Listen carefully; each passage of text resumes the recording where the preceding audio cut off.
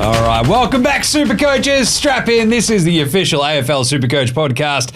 Your in and out guide to the greatest game on earth. That's right, AFL SuperCoach. We have round 15 in the bag. The best part about that?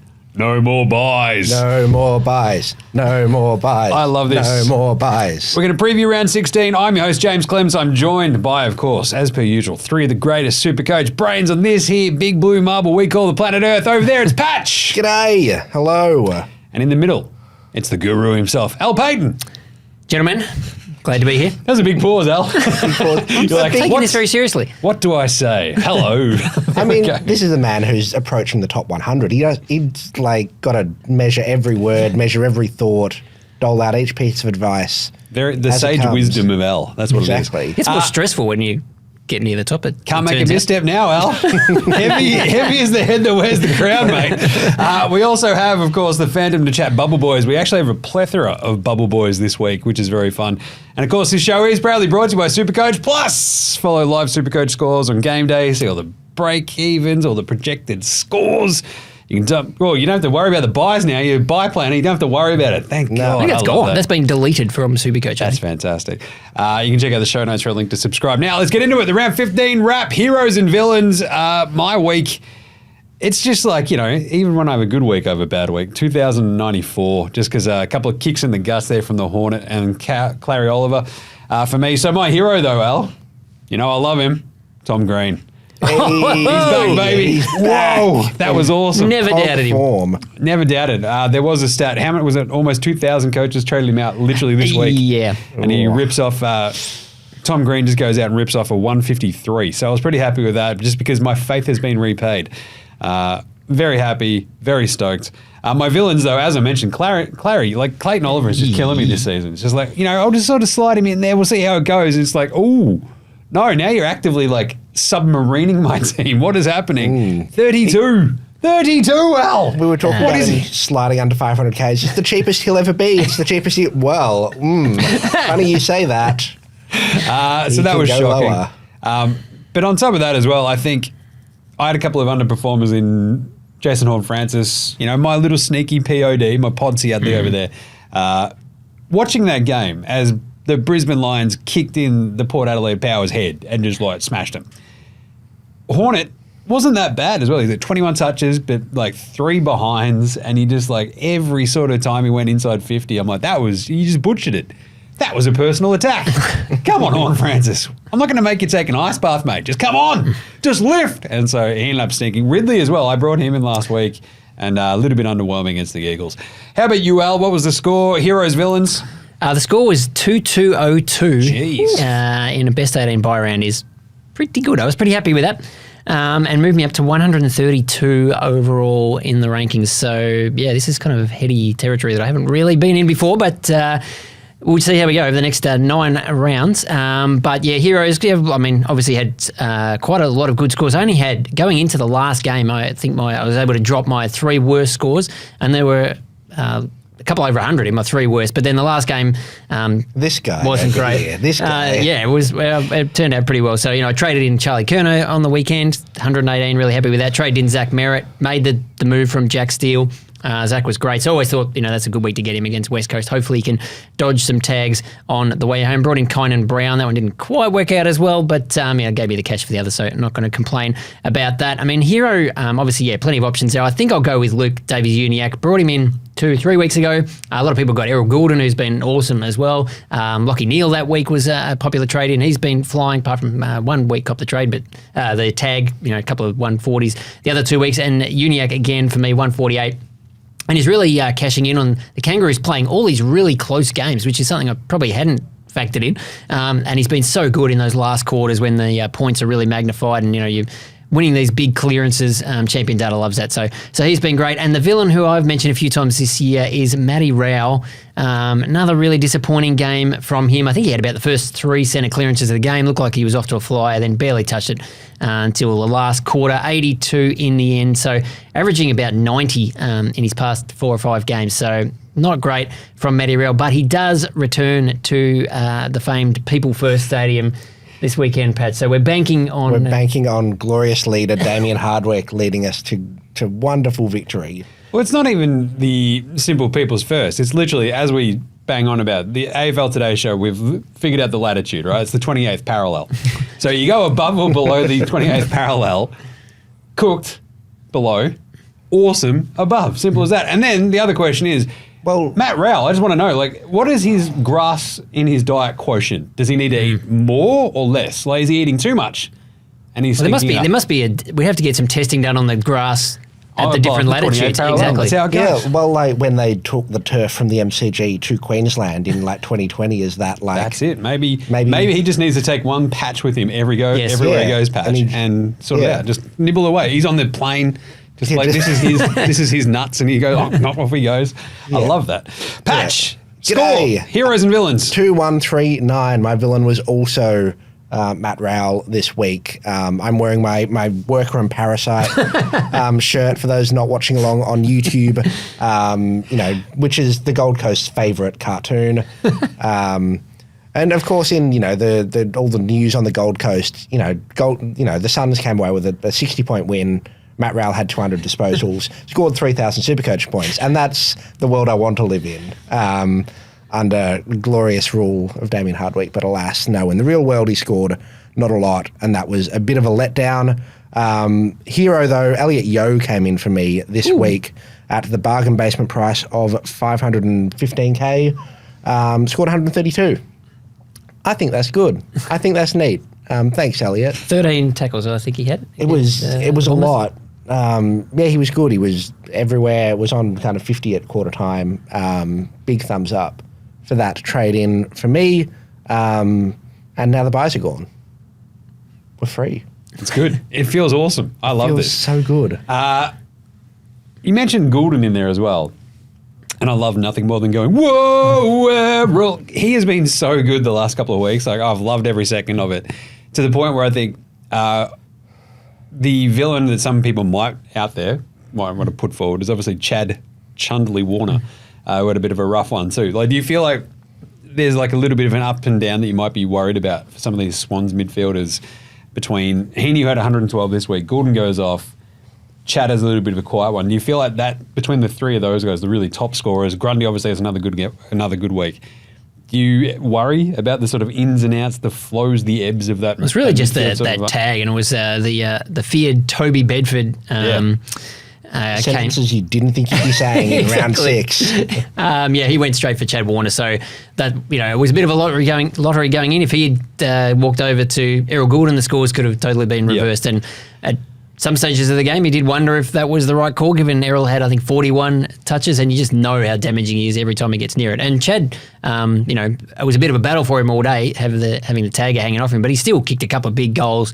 So, I'm not sure that really worked for the Giants, but it's just going in each week. We talked about this the last couple of rounds. Yeah. Just having to look at what the matchups are and who might cop the tag. And, I suppose you could say it's working on Warner a little bit the last couple of weeks, but, the Swans are still going all right.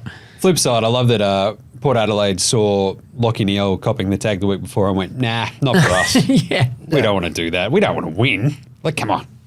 We just want to disappoint our fans. Other SuperCoach news, literally, I think all we've got this week is that there's no more buys. Yeah, which is there wasn't great. a lot in the way of injuries and suspensions, which is great. Maybe at the Cats, it will be interesting to see what they do with Dangerfield potentially suspended. Tom Hawkins obviously injured, which was pretty sad. I don't think too many people have him in SuperCoach anymore, but might create some opportunities for some of these youngsters who've been biding their time in the twos, which might help us. I don't know if Sean Manor counts as a youngster, but he might finally get a crack. Look, I don't technically no, but in spirit, we'll call it for our purposes. We'll be sad if that is the end for Tomahawk, who's not been an overly popular SuperCoach selection over the journey, but every single damn year that man was in the top 6 forwards or top 8 forwards without fail. And I just regret that I didn't pick him more often. I just regret that I didn't pick him at when he's dipped to 450K and go, yeah, he'll be all right. Yeah, and then picked a Luke Dahlhaus instead. Do you think the Tomahawk injury sort of opens the door even more for Jezza? Or maybe. Does it close it down? Does he have to play closer to home, out of the goal square? Because they've still got Ollie Henry up forward as well as another big, tall sort of forward, right? And so maybe Shannon Neale. I think Shannon Neale's the like for like. Just plug him straight in. The other one at the Cats obviously is, do they play a ruckman this week? Why would you play a ruckman now? Why would Geelong ever... They haven't played a ruckman since 2011. Why start now? That was still a great moment on the weekend, though. It's like, Sam de Koning, Tom de Koning. Hey, I'm seeing double here. Ford de Konings.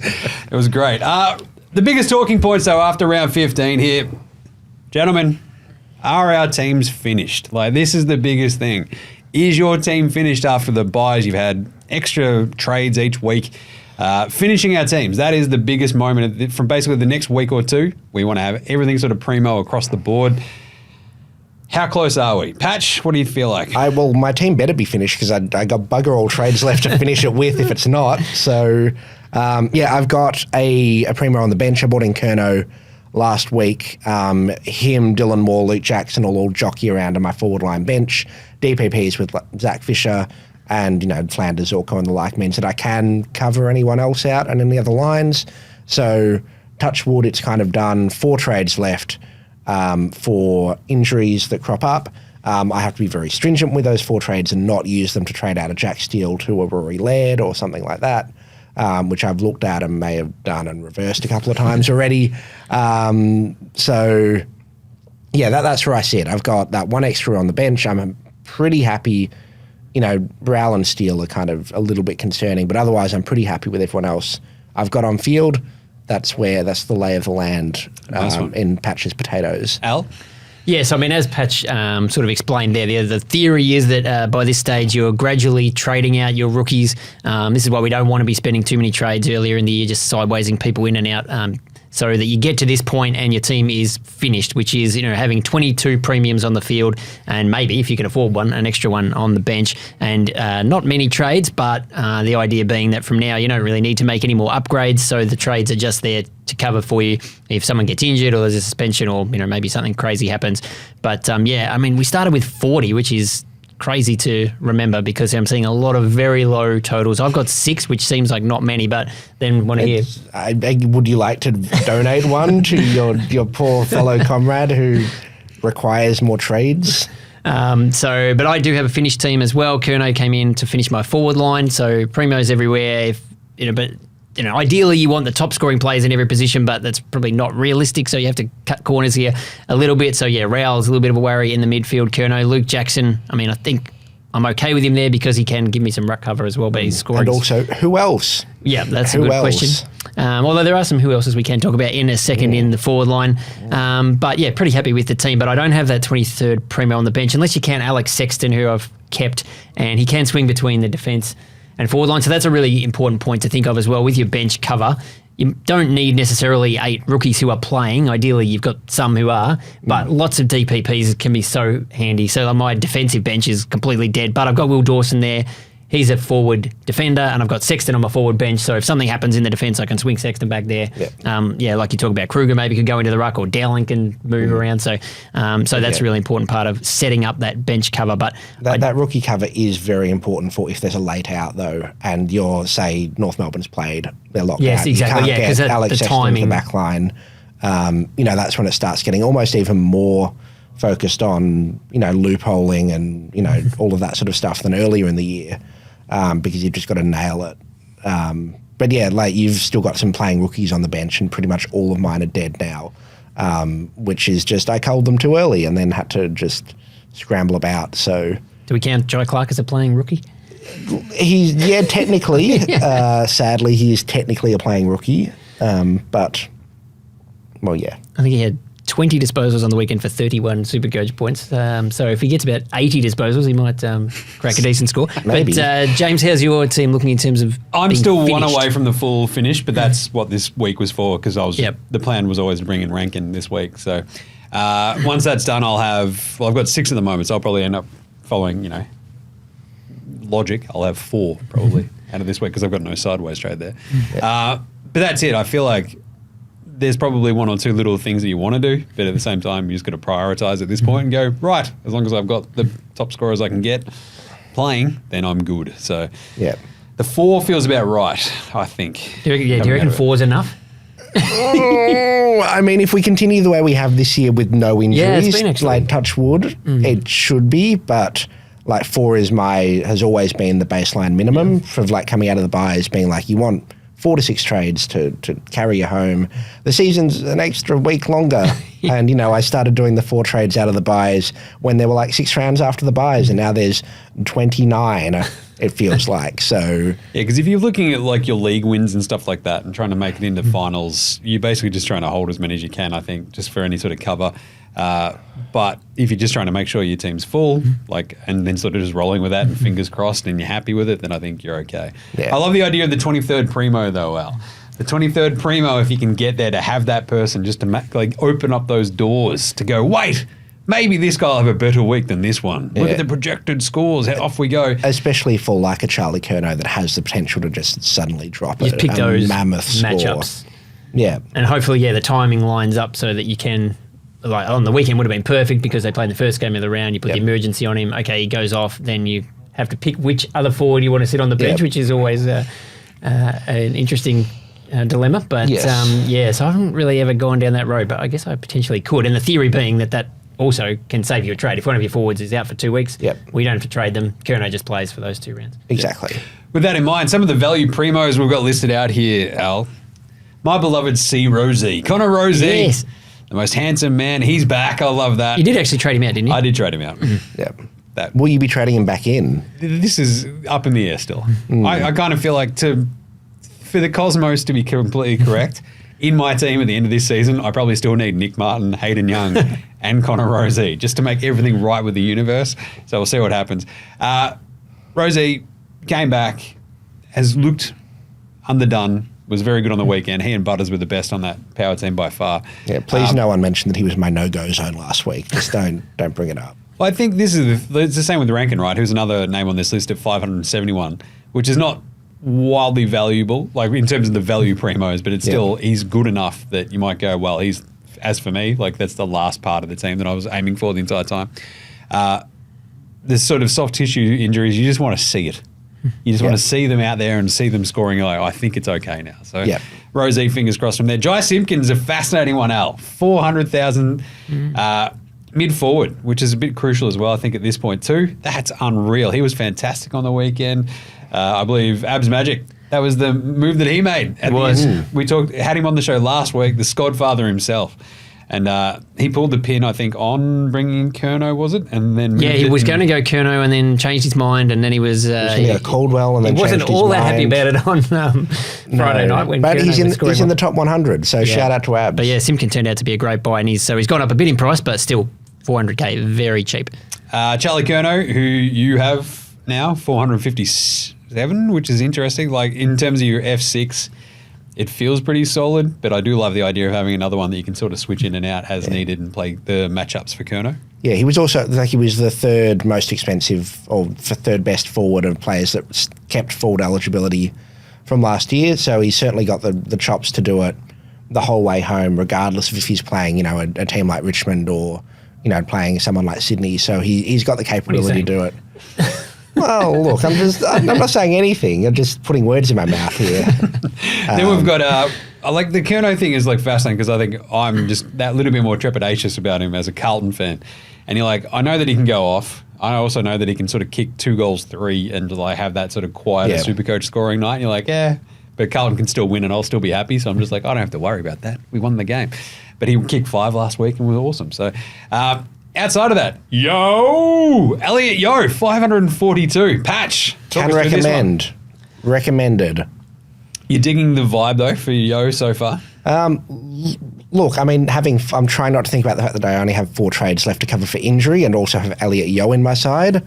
But, like, watching him on Sunday... He was so good. He was so good, but also looked like he was, like, not just running pain-free, but also just powerfully. Like, that man was just... bursting through packs, bursting like off the back of stoppages. He looked fantastic. So I think, you know, now that we've had enough run through the season, he's missed his couple of games that he always misses. I'm hoping that means there's no more that he will miss. So, and you know, I've got that cover if he does miss one and if he gets, you know, if he sits out for a week. And I mean, I was sort of thinking about this and thinking, you know, I've picked McGovern in my team. A lot of people are going Ridley. Like, they all have question marks over injury. So you probably don't want too many of them. But maybe if you don't have those other guys, I think you can definitely afford to And I think take for a the bit of a punt on value, you. we saw him earlier in the year. He was averaging 115 for a stretch as well. Like, he's got the capability to go massive. And scarily enough, plays better with Harley Reid in the side, who's due back this week. So I forgot to put Harley Reid on this list, actually. Still a value bargain. primo. I like that. It's not bad. Probably with all these other names, you probably wouldn't have him there. But, yeah, I mean, we've seen how he can score. Yeah, if you've held on to Harley Reid, I feel like you're just like, oh, here we go. This could be awesome, or it could just be like, oh, yeah, he had a couple of 50s. He'd be fun. He would be fun to own. He'd be the perfect guy on your bench, just the guy that could pop off. Sadly, the Eagles play a lot of Sunday games, which means you don't get the look at him first. He's the backup. But anyway. Jai Caldwell's another one on this one. 476 is another forward mid. Had a really good game on the weekend. He's had a lot of really good games this season, and I wish I'd jumped on him when I was looking at him in round 6 or something, when I brought him up and went, maybe. Yeah, he's just had, like, if you look at his scores over the year, not many, 130s, but just a heap of, 90s, 98, 93, just 102. been super consistent. Yeah. Doesn't have a mammoth ceiling because he's a lot more of a handballer, kind of fitting in a Darcy Parish kind of role at times as well. Parish has been missing for a lot of the year. Will Setterfield has been missing for a lot of the year. Setterfield omitted on the weekend. Makes me think that they've decided that this is their midfield mix now. And, God help anyone that, God help Darcy Parish trying to fit back into that side. How's Dylan Shield going? He's apparently going very well in the VFL, but he's just not going to get a look in at AFL level. So I think Caldwell's a really safe option, and at less than 500K, I think he'd be that perfect guy on the bench that fills in for someone, or, he's your safe backup for, Curnow scored 50. Let's just bring Caldwell on for a 90, 93. Nice. And, someone gets suspended for 2 weeks, Caldwell just comes in. Yeah, you'd feel pretty confident. You'd feel really confident. So, he'd be almost the top of my list if you're looking for a guy on the bench or looking for someone consistent. And, yeah, like you said, that DPP is huge because, I think Rosie is the standout of a guy who averaged 110 or something last year. We know how good he can be, but he is mid only, whereas you've got a Simpkin or a Caldwell who can flip between both, give you cover in 2 positions. Yeah. That can be really important. Yeah, absolutely. I also love that the last player on this list is just another personal attack from Al. Jaden Short, 408,000. Jaden Short started off gangbusters. I think he had 130 round 0. Yeah. I remember round 0. I was feeling great. I was like this again. Jaden Short was the one that I held on to for dear life. And after a run of 60s in the middle of the season, then an injury, he's hit a little bit of a run of form before the bye, right? So it was 103 against Adelaide, and then 116 against the Hawks, and at 403, 408,000. I cannot bring myself to do this. Again, though, like the funniest thing in the world would be if I just had my entire team revert back to what it was at the start of the year by the end of the year. Use 20 trades to trade them all out and then the other 20 to trade them all back Exactly. So the 408, the Richmond run home, how do you feel about Jaden Short, Al? It's all just comes down to the role, which he had in round 0 and then sort of disappeared for 10 weeks or something, and then he's had it the last 2 weeks, which is just takes all the kick-ins and is just the guy that Richmond loves to give it to him in the back half, and he kicks those 50-metre bombs up to the wing or hopefully to a pack, so you get an effective kick for that. I think having Tom Lynch back in the team helps him because at least it gives Richmond in general a target, someone to kick to, because there was a lot of kicks out of the back line that were just going absolutely nobody for quite a long time, or McKelty against 6 defenders. So it's just, does he keep it? Because it was a bit weird how it sort of disappeared for him. We had Vostone there for a little while and some other guys jumping in. So a little bit of a risk, but I guess that's why, you get him that cheap. So it potentially could pay off. Yeah, I don't know if I'd be brave enough. But if you need a defender, there's not many other defenders on that list around that price. Well, Will Powell is one who... how much is he? He's he was 450 before the game on the weekend. So I remember looking at it. Pretty good. I remember looking at it at halftime going, So I think he would be about 480. Someone will be able to check this. Yeah, 484. Tom Powell.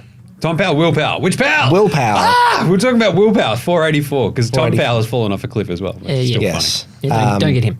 So, I don't know. Yeah, took a stack of intercept marks yesterday. He looked fantastic. Yeah, he had a 2 scores between 100 and 110 before his 5 week suspension. So assuming he doesn't use any more naughty words, then I think he'd be a decent shout. But again, doesn't have that DPP. a bit more expensive than someone like Short. I don't know, maybe, just someone to think about. If you need someone to finish off your defence and don't have a lot of cash, he'd be one I'd be looking at. But, we've spoken about a lot of these value guys. If you're finishing off your side, do you want to be spending up and using more trades, or would you rather be going for two of these guys if you can get them and then having one of them on the bench, or would you rather pay up for a Zach Merritt, like a Caleb Sarong, an Isaac Rankin, someone that's really top tier, or would you rather be going for, say, Charlie Curnow and Jai Simpkin. Yeah, Jai Simpkin. Yeah, that's a great question. I mean, probably comes down to how many trades you have left. I would be tempted to go, if there's a big gun like a Merritt who I grabbed on the weekend, that you just feel like every time you come up against a team that's got them, that's killing you, that you don't have them. And there's probably 2 or 3 in the forward line, 2 or 3 in defence, and 3 or 4 in the midfield. And if you don't have those guys, then I think I would try and grab them. But if it's someone more on the fringes, then maybe the 2. But yeah, I mean, what are you thinking, James? Because you really want Rankin. He's a bit more expensive than all these guys, but probably is going to outscore all of them. That's kind of my vibe, right? Like I look at that on that as that last piece of my forward line going, I just need those top scores. Like it'd be nice to have the sort of backup thing, but I just sort of need, like whether it's an extra 20 points a week or something like that I could sort of at least just bank on. Then you just feel that a little bit better about it, I think. And if you're going to, like I'd planned for this, so I'm like, I've got the cash to get to Rankin, so let's just do it. And I suppose it depends on your existing cover anyway. If you've still got, say, like Joel Frazier. Yeah, even someone like that, or even Billy Dowling, hopefully, could give crossed. You a 60 or a 70 if you need it for 1 week.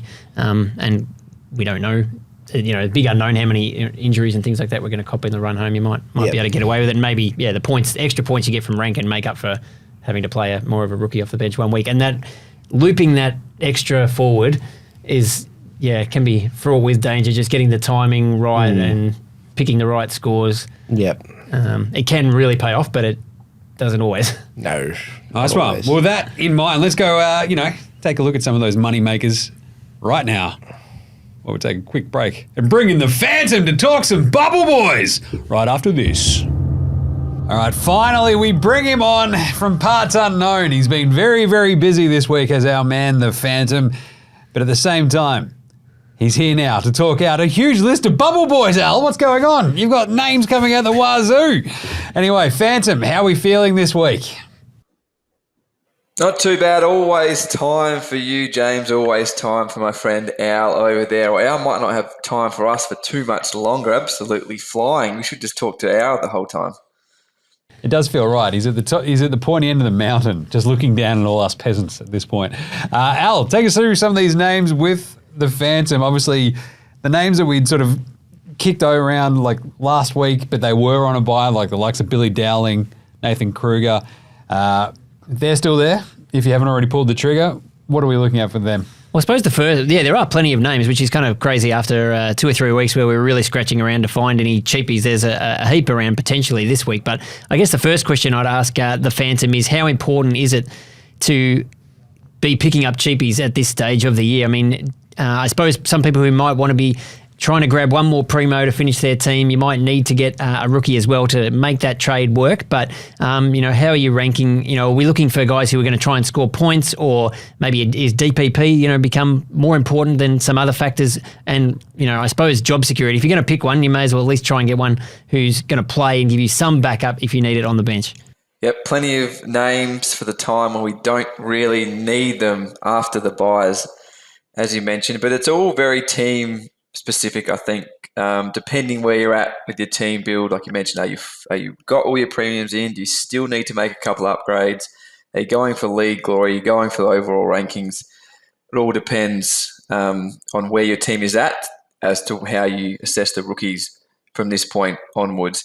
Again, if you can get an Ari Shoemaker who, looked great in the Saints lineup, great scoring potential with that left foot, he's a guy who could average 70 plus from here and have some great cover going forward, and maybe even a loophole in the run home. But other than that, it's all about the guys that allow you to make that next trade. As you mentioned now, if you need extra money to make the upgrade, throw the position 102k, or maybe a Logan Evans who we saw for Port again, 102k. if those guys then don't play in 2 or 3 weeks, then it probably doesn't matter. Again, if you're really, really short on the bench now, then ideally you try to get someone that's playing. But otherwise, it's all about your on-field 22 and maybe even your 23rd or 24th if you've got a couple of loophole premiums. So with some of those names there, like in terms of like the Dowlings, the Krugers, Jack Hutchinson as well is obviously a big one at the 102. Are these ones that we can at least rely on at least for a little bit of scoring and maybe that last hint of cash generation? Al, what do you think? Oh, well, I mean, a bunch of these guys with a sub on the weekend, including Hutchinson, came on with about 5 minutes left, scored, I think, 6 SuperCoach points. I mean, I brought in Kynan Brown at the Ds. He didn't come on until there was about 5 minutes to go. He did lay a massive tackle and scored some good points of that. Nadamuse was really pumped in the crowd, which was good to see. But yeah, so I don't think scoring is going to be something that we're going to get out of a lot of these guys. I think Logan Evans showed a bit for Port. He's a 102k defender. Sean Maker, if he keeps his spot for the Saints, can give us some decent scores. And we got one last chance, Phantom, to talk up Billy Dowling. He's actually on the bubble this week. Obviously, the Crows had the bye last week. A lot of people traded him in over the byes, but he's still one of the most traded in players this round. So he's one that you would think surely keeps his spot in the Crows team and should give us some half decent scores if you just desperately get a late out and you need something. And I just think that DPP is really important as well. Getting someone, even Kynan Brown, I don't think he's going to score me a heap of points. Hopefully he gets more opportunities for Melbourne the way they're going. But having that forward mid could really help me out. Yep, definitely. And Billy hopefully does stay in that side, as you mentioned, and can score okay. Showed on debut, found that plenty of the footy, but it all comes down. If you can make your other trade by going just to 123k with Billy Dowling, then do it. Great, DPP. But again, bypass him if you need to. It doesn't make your ideal trade work. Just for example, you talk about the DPPs. I've got a Will Dawson on my defender bench, and I could trade to a Logan Evans this week, could trade to an Ari Schoenmaker, but I've got the DPP swing with Zach Fisher in the forward line, who that's my cover. So I don't care about a dead rookie on the bench, or due respect to Will Dawson. I'm happy to go with that DPP swing. So I'm going to overlook those rookies because at this stage of the year, you're not trading just to have guys there at the bottom end. But again, Billy Dowling, if it suits you, if it allows you to make the trade, the DPP swing, and hopefully gives us some sort of cover. But again, if you can get some premium cover or some just on the edge of premium cover, that's where you want to be. I like it. There's also, on the bubble, I believe, we've got our man, one of the great names in AFL, Colton Tholstrup, one of the fun stories as well. At 153, Nate Caddy at 166 as well. Like, do you feel like they're just a little bit too pricey at this point as well, considering that most of the point of what we're doing with these guys is using them as stepping stones, right, as trade bait, basically? Yeah, 100%. Yeah, I think you can just cross those guys off. Although, yeah, Tholstrup did look good, and again, similar to Brown, I think surely Melbourne keeps playing him. But, yeah, I mean, you can save 50k by going down to a 102k guy. I suppose just a question I'll finish with, Phantom, similar to what you were just saying. I've got Will Dawson as well in my defensive bench, and I don't really want to trade him out because, as you say, he provides that DPP link to someone in the forward line. I can swing back there if I need to. But my other bench defender is Zach Reid, who's been sitting there for the entire season, doing absolutely nothing, obviously. Is it a worry that there's 2 dead rooks sitting there just in case a late out or something happens? Would you use a trade? I've got 6 left, so getting low, but maybe not quite as low as some, to trade Zach Reid to a Sean Maker or a Logan Evans. But, I'm not really making any money out of the deal, but at least gives me the classic warm body sitting on the defensive bench if disaster strikes. Or you just wait until it happens and deal with it then. I think wait until it happens. You've got the Zach Fisher cover there potentially in the forward line or the swing, and you could use a trade this week and you might never have to use Ari Schoenmaker or Logan Evans and use a trade for no reason. Maybe you just wait. I know this is the week to jump on Ari Schoenmaker and we like his scoring, but again, save those trades. If, God forbid, Nick Dacos gets hurt, you've got an extra trader that people that might not have, and then you can trade rather than using your bench cover. So I'd hold. Nice one. I also just want to get on the Gru train. I don't know about you. Max Krzyzewski. We all love Gru. He was fantastic on the weekend. I mean, he's just got a great name. Like, what a legend. To the point where I'm just like, contemplating, going, right, if I have to bring in somebody, I'm just going to go the guy with the coolest name at this point. So Tholstrup, too pricey, but Gru, watch out. Don't mind that, 123. Any other pearls of wisdom there, Phantom, for this week? That's probably about it. I think we've touched on it most of the year, really. It's have some interesting weeks in SuperCoach. Think of different ways to make your money, to make your last climb. Doesn't need to be rookies at this stage of the year. If you need some money, is it a downgrade for the cheaper premiums?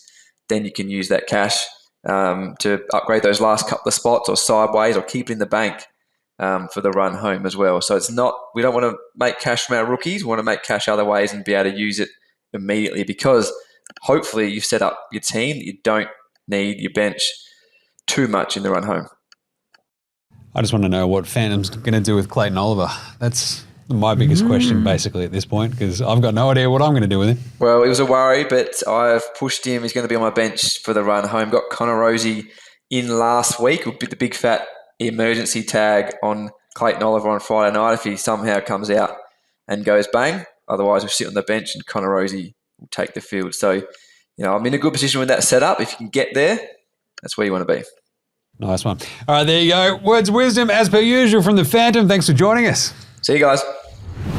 All right, how good was that from the Phantom? Now we go to my new favourite segment, Stats with Al. Hey, Al, give us some stats.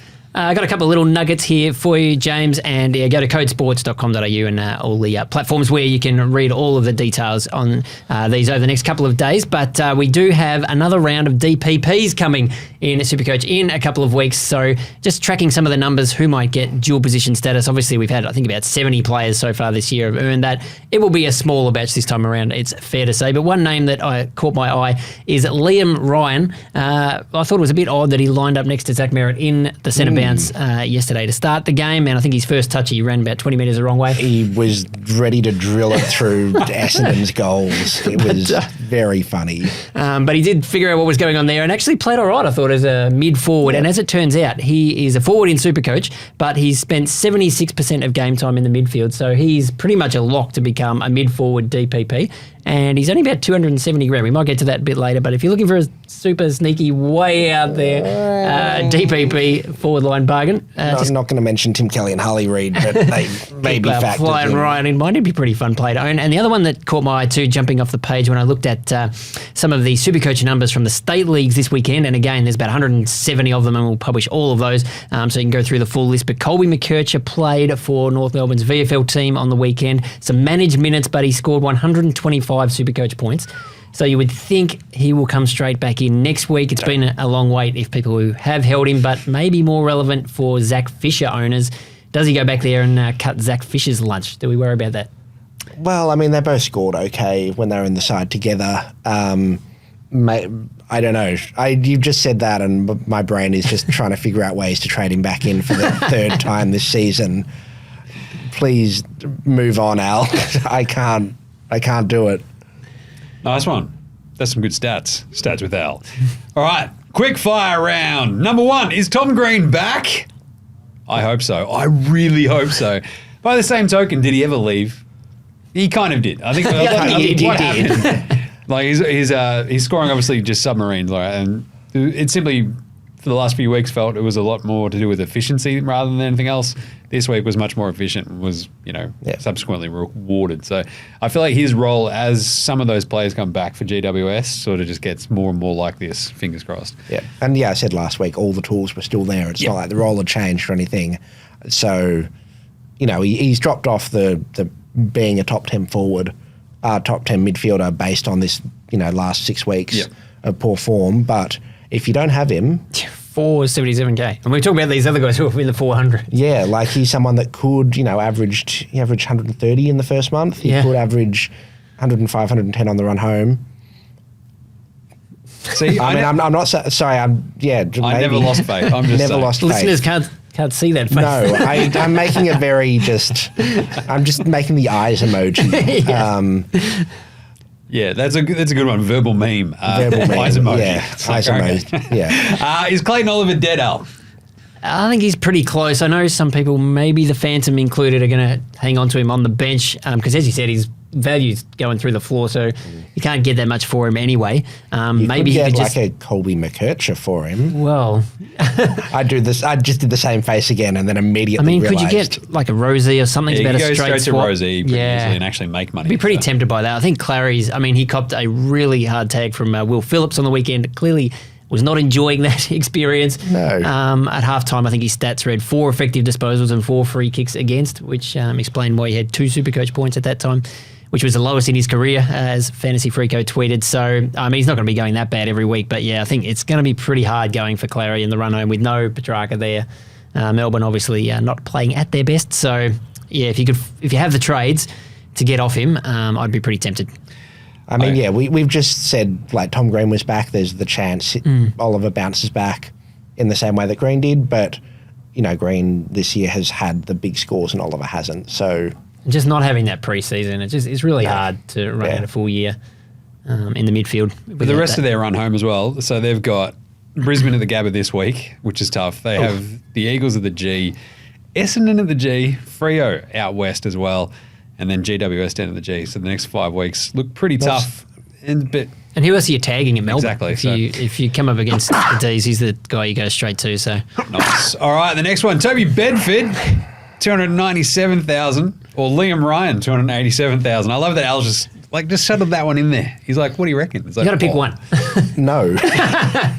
Well, I mentioned Ryan. He's got, I think, 87 on the weekend with potential of getting that mid-forward DPP. And Bedford scored high 80s the last 2 weeks since he's gone into that midfield role. And obviously following some of the top midfielders around, getting a bit more of the pill. If you wanted a really cheap forward, you don't want a really cheap forward. If you could just get the gun out of the small of my back, then maybe Bedford would be the one. They've obviously decided that's his role. Ryan, I think, gets pushed out when more midfielders come back. Ryan has a chance of going to half back, which is where he played a bunch of waffle games. But no, Bedford would be the one I'd be picking. He's much more of your wildly fluctuating scoring, whereas Bedford, if he can give you 80s on the bench, that's decent cover. Oh, yeah, that's you would be very happy with that for that He'll price. probably get, or a very good chance to get mid-forward DPP as well if he keeps playing in the midfield. Yes. The way he has been. But we've just spoken about a bunch of bubble boys, and I'd possibly rather some of them instead of a 280k player. So I did, as soon as you said those names as well, I'm like, hang on a second, what's Alex Chincotta's run at the moment? He's suddenly started playing midfield, forward, kicked goals, and yeah, he just keeps racking up 60s, so we'll just steer clear of that. Projected score this week, quick fire round, Patch. Hello. Have you got a projected score this week? It was 2,600 or something. Yeah, I just thought this is a fun time to actually, the buys are all done. The buys are all done. Projections, very, the calculations in SuperCoach Plus are extremely, a heap of data goes into them. Somehow it doesn't always seem to match up on the weekend. Something always goes awry, but it's nice to see that number sitting there. On the top it's nice to. Well, sometimes it's nice, and then other times, like on the weekend when I was looking at the live scores and the projections and was projected to hit 2,250 and then did not hit that number. So sometimes it can fill you with a false sense of hope and a big sense of crushing on a Sunday night. But for now, I'm going to bask in the joy of it's currently 2,590, but if I play around with it, Luke Jackson's projected for a bigger score this week. If I put him on and Kerno off, number goes up even further. So maybe I'll do that just to make myself feel better. Al? 2,625. Jeez. For me. So, but yeah, you're right. You can. How do you breathe the air? Game it a little bit by. Do you have an oxygen moving mask? your captaincy around? I think Sam Flanders has the highest projected score this week. So if we make him captain, that'll boost it again. Yeah. I've got a Sherpa to carry my stuff at this altitude. Yeah, the Sherpa is me. Sir, I can't breathe. My projector is 2,516. Before I bring in Rankin. So hopefully it's a little bit better. Captain's call for this weekend. We have all the teams playing again, which is great. So you've got all the options available. The first one that obviously took my eyes is how badly Melbourne have been playing. Zorko at the Gabba on Friday night. Let's go. So he's probably my VC straight away. Then kicking the tyres on a couple of other ones. I think Goulden has a massive projected score, and you just mentioned Flanders. I think the Goulden one against Freo, just the simple idea that Woe Errol will be playing Woe at the SCG. So I would be all over that. But of all these taggers we talk about, Freo not really going so much. that way. So yeah, that's Hayden good. Young kind of running a bit defensive sometimes, but certainly not a hard tag. But the key aspect there was if you've got Brodie Grundy, where's he playing this week? He is at the SCG, but it is the hardest ruck matchup in the game. And, Big Shrek had a big weekend, just basically towed up Jared Witts in a way I haven't seen Witts be towed up in a while. And the cliff's coming pretty quickly for him. But I'm not going Grundy for that reason because the Jackson-Darcy matchup is just a bit much for me. All right. Any other vibes there, Al, for your vice captain? The Gold Coast Collingwood game, you've got Flanders on one hand, and the Pies have given up some big scores to halfbacks and midfielders. So that augurs well for him. And he's just, I like Flanders actually late in the round because he's such a safe fullback, hasn't scored below 108 all season. But then you've got Dacos in that same game. We know how well he's been going. I think his projected score is just below Flanders this week. So you can go either way there. Matt Rowell back at People's First Stadium. Well, yes, exactly. That'd be the 28th parallel. a big gamble. You got Bont, who scored 169 last time against North, but does he get the Will Phillips tag this week? Potentially. After Freo got pantsed by not paying him any attention, you'd think that. And I think teams have tagged Libba before. You think Bont has to be the then there's the chance Bont goes forward and drags Phillips to the goal square and kicks 6. Yeah, true. As he's not a defender, so I don't know. And the other one I thought of was talking of teams that don't tag is Sam Walsh against Richmond. Could rack them up, but just a bit of a tagger warning. So Toby Bedford this week, you think he'd be lining up Jordan Dawson against the Crows. James Jordan, I think tagged Jordan Clark last time and did a really good job on him. So expect that to happen again. Windhager and Butters seems like an obvious matchup. Butters has been hating the tags too. Yeah. He's like been going out and punching blokes and look, it's really bothering him. So I think they'll keep doing it. He's going full Ramsey Bolton. You never go full Ramsey. Clayton Oliver could get Jared Berry. Would you, Al, captain Charlie Curnow against Richmond? Because they play late in the round, so you can't VC him. Would you captain him? Are you bold enough to go there? Don't think I could put the C on him. Yeah, okay. He might, Ben Miller might rise to the occasion. Maybe. I was going to ask James, could you captain Tom Green against Adelaide? The way that Adelaide have been playing, I look at the Tom Green one, I'm like, I don't mind that. But the fact that it's at Adelaide Oval, I just sort of worry that Adelaide they've been so weirdly up and down this year at home. They might just randomly show up and GWS just have a bit of a stinker or something. GWS's season almost comes down to this game, and I think we've talked about it before. That's a team that, as Tom Green sometimes goes, their results almost follow as well, and the SuperCoach scores almost follow as well. So I'd be probably steering clear of that just because Adelaide, everything that they do at Adelaide Oval fills me with dread. So the other one that looking at the games which I haven't mentioned is talk about teams that give up points. Geelong's midfield has been the strongest this year. I was about to say it's Zach Merritt time yet again, or it would be if I had him. Zach Merritt's the obvious standout for me this week. He, showed he can do it against the Eagles when he's not given attention. The Cats haven't been tagging. Their midfield is not good, and it's going to lose Dangerfield unless they can get him off for being a good bloke. Merritt's the standout option, and then the standout options for players that are in my team. Dan Houston plays St Kilda this week. Ooh, nice one. Halfback flanker against St Kilda, someone that scored 170 2 weeks ago. Yeah, I'll have some of that. So what's your plan then? So Houston, that's on Sunday afternoon. Yeah, so Houston would get the C, and then I'd look at the Gold Coast Collingwood game. Nice. If it's a Flanders or a Dacos or a someone potentially a Heaney might get a look in as well. Nice one. All right, it's a game of names. Very quickly, what happened this week in the game of names, Al? We hit the nail on the head. It was a draw. How did we manage this? Hallelujah. I can't remember who was over and who was under, but it doesn't matter. I think I went with the over with the Sexton with Will Powerback, right? And I feel like I was still just leaning a hint the over. And I think in the event of a draw, Patch gets the win. So I don't know. Yeah, I mean, sure. I do love a draw. Make it make sense. We also had the score of the 2,250 as the over-under. And I think Al basically, what did you score in the end as well? 2,202. Oh, coming close. But the best of the round was 2,417. Top score of the round. So. Sorry, it was best 18, wasn't it? Yeah, that's ridiculous. This week's Game of Names, Tom de Koning, my beloved Tom de Koning. Oh, God, he was good on the weekend. He's ripped off 131, 140, 146, and against the Cats on the weekend, 176. He was remarkable. Shout out to Dossie who brought him in and VC'd him of the Phantom's Lair. Incredible. I'll pay that. Remarkable stuff. And I did spend the day on Friday with Dossie, and he was umming and ahhing over that trade.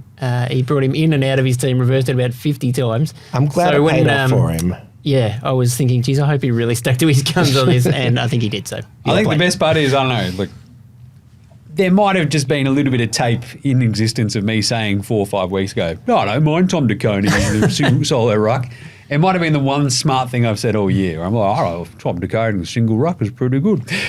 I didn't trade him in because I'm an idiot. Like, don't get me wrong. Absolute moron over here. But still, the over-under for this one, Al, 140 against your beloved Tigers. I'm going to go the over. Let's go TDK. I thought you might. Unstoppable. But he is running into the Nank, who's actually having a pretty incredible season himself, and SuperCoach Plus projects them both to score 123. Nice. Yeah, I think he's just... The scores he's putting up is crazy, and it's not all through hitouts. So I think Nank will actually do quite well against him in the centre square kind of arrangement.